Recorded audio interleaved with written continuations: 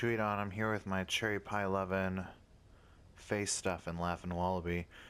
And we're here for another episode of Chewy Talks. If you don't know who I am twitch.tv/ChewyDon, a Metal Gear live streamer on Konami endorsed Team KCODE.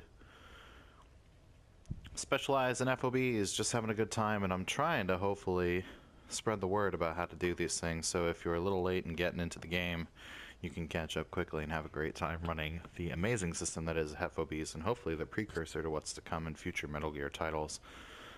Today's topic is how to pick FOBs.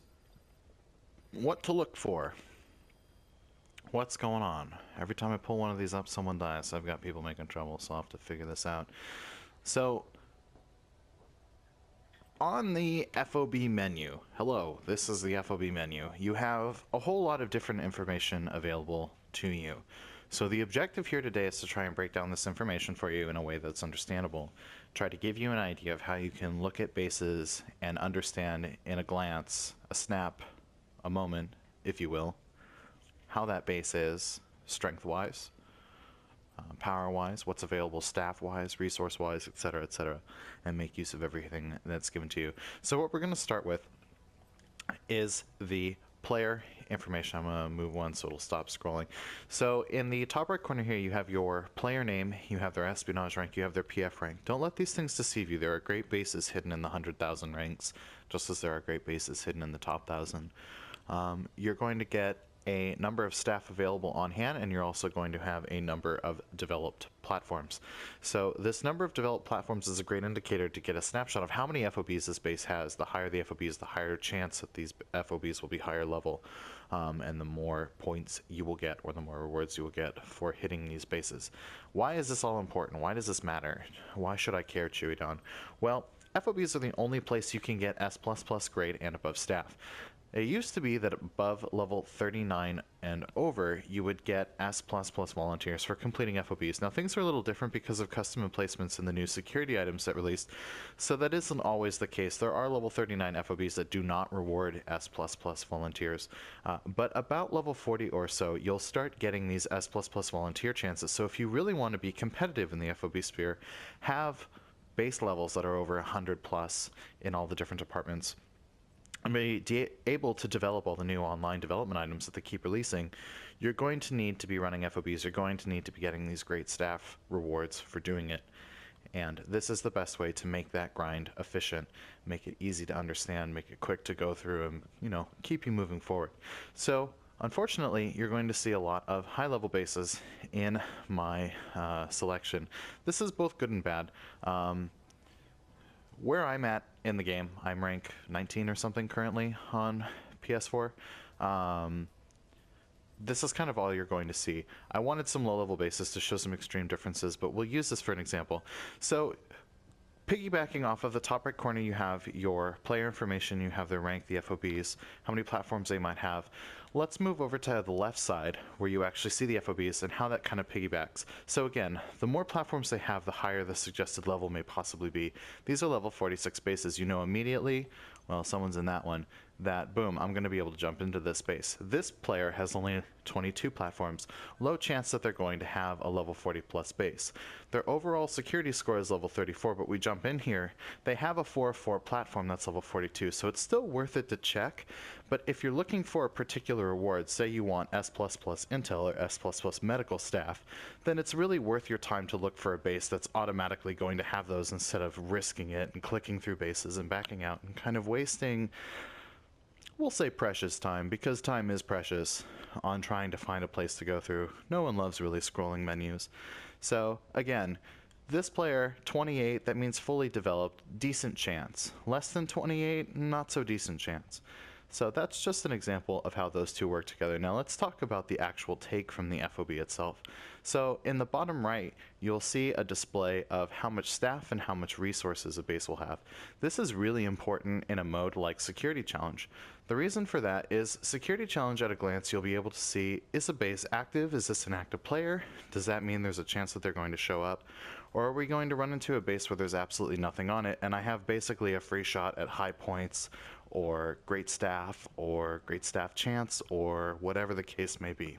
So let's look at how that corresponds. So this player, for example, 97 platforms, high espionage rank, high PF rank, so they're probably pretty active.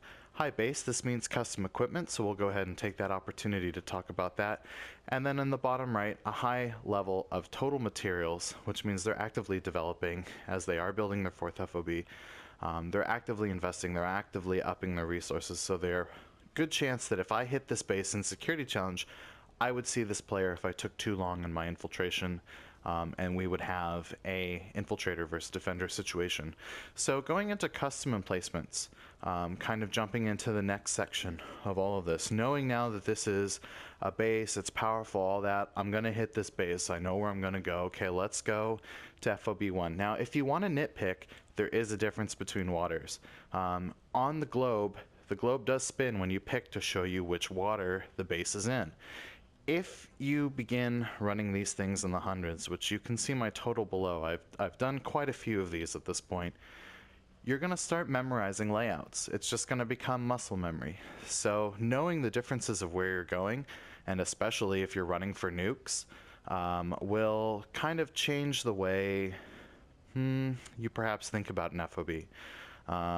Indian Ocean will suddenly become so much more dangerous than the Atlantic, and you'll prefer areas like every time you see America on this map, you'll just be like, oh boy, this is going to be so much easier than it was before. This guy's got great placement. So let's talk about the customs. In the top right, once you've actually picked a platform and where you want to go, you're going to see the loadout of the security team. This is going to be the rank of the guards, the rank of their equipment, the total level of the base, what type of weapon they're using, long range, medium range, or short range, and the type of security equipment and how much of it. So in choosing, yeah, you get it, Muidon. That's Muidon in the background shredding it up. You get in this a snapshot of whether or not a player has something placed, and the game gives you as much information if the player hasn't gone so crafty as to show you where that business is placed. A high level base will have 29 cameras default and 39 claymores default. Seeing 30 cameras and 43 claymores coupled with level 56 is a pretty obvious guess what security equipment. Let's take a look at his base development platform. On the objective point, you will always have 8 cameras and you will always have 12 claymores default. On all other platforms, you will always have 7 cameras and 9 claymores default. This is true, I forget which level it's up to, but once you hit a certain point, I want to say rank 7 or so in your equipment, this is the maximum deployment. There is a benchmark before where the numbers are 24. I don't know the claymore total, but if you see 25 cameras on a base, it means custom. But seeing this, we can see immediately that there's 8 cameras on insertion, which there should only be 7. So we know his camera is somewhere on this first platform. On platform 2, the following platform, there are 4 claymores. Usually on platform 2, that means there's some sort of bridge configuration where it's completely blockaded either here, or to some effect. If they're doing it smart, it's 3 on top, 1 underneath. But even then, that's a pretty easy workaround if you know what you're doing, and we'll have a whole video covering that at a future point in time. So using the information that the game provides you, you can know so much about a base before you walk into it, and not be caught off guard if you're being mindful of what you're doing. And in high-level infiltrations that are worth maximum point values or high amounts of staff, 63 staff from 1 visitation is a pretty serious number. You know, that is not anything to laugh at when you walk into a base, because that's a potential of 2 S++, multiple S pluses, huge rewards from successfully completing that FOB. The odds that this player will be there to defend their base, highly likely. But that's the kind of information you can glean just from looking at the game itself. Now, the last thing we're going to talk about is inactive bases. How to know a base is inactive. So, even though this base is total level 35, well, this base is garbage, never mind, I'm sorry. Assuming this base was higher level, the fact that there are 0 resources deployed, E rank staff, means that in a security challenge, this base is free game. You can hit this base and pretty much be free and clear of knowing a defender is not going to show up.